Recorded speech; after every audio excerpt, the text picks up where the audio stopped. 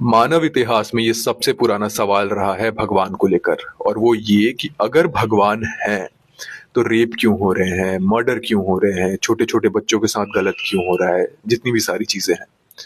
अब देखो, पहली चीज ये है कि भगवान के तीन काम है। वैसे तो काम बहुत हैं, ये तीन मेन काम बता रहा हूं बस इस वीडियो के लिए। पहला क्रिएशन का, दूसरा बैलेंस का, और तीसरा वो हमें फ्री विल प्रोवाइड करवाते हैं। अब इससे थोड़ा अलग बढ़कर मैं एग्जांपल देता हूं कि मान लो किसी इंसान ने गन बनाई।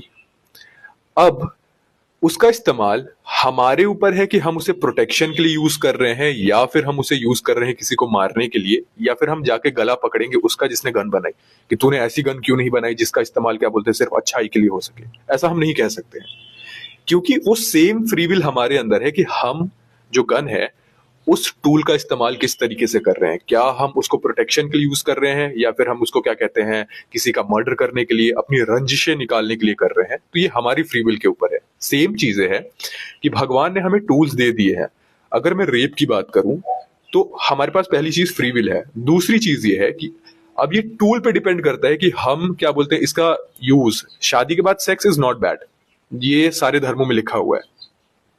तो फॉर बिकॉज ये रिप्रोडक्शन के लिए यूज हो रहा है, अपनी पीढ़ी आगे बढ़ाने के लिए यूज कर रहा है, तो दैट इज राइट।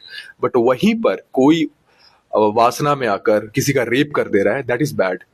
तो ये अब हम इस चीज के लिए नहीं कह सकते कि हम ये तो नहीं कहते कि भाई क्यों है हमारे पास dick, why we have the dick, जिस क्योंकि बिकॉज इसकी वजह से बहुत ज्यादा रेप हो रहे हैं।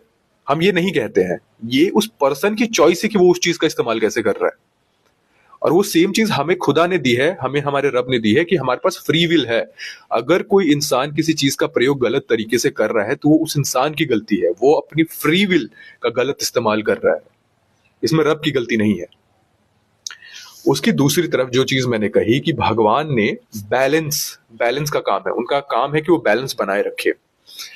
तो तुमने ये चीज सुनी होगी, हिंदू हो, मुस्लिम हो, या तुम क्या कहते हैं क्रिश्चियन हो, तुम्हारे ग्रंथों में ये लिखा हुआ है कि एक दिन आएगा जब पाप का घड़ा भर जाएगा और भगवान वापस से रिस्टोर करेंगे सारी चीजें। जहां पर बैलेंस बिगड़ा, लाइक अगर मान लो बुराई बहुत ज्यादा बढ़ गई और गुड और इविल का बैलेंस बिगड़ा, गॉड विल री स्टार्ट द थिंग्स।